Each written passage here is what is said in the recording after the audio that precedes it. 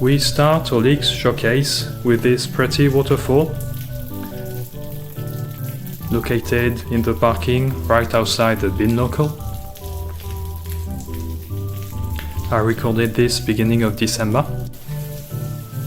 From this first waterfall, moving towards William's Lodge, we arrive to this second baby waterfall.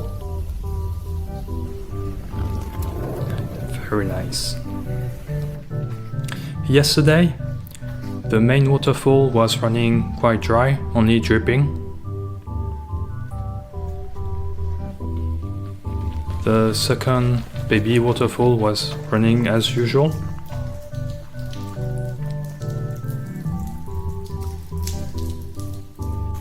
But those are not the only two leaks. There's one down there, one in the back over there, so a second leak. There's one also behind the car, yeah, just behind the car, and there are leaks everywhere in the parking. Lots of water. So that was the main waterfall. There's another one down there. A lot of water. Another leak behind. The ceiling in the corridor from the parking to the elevator already fell back in August. The walls were also quite moldy. The ceiling fell due to a water leak. That's what this video is about. We can see a lot of water on the floor. In November, the ceiling was fixed, but not the water leak.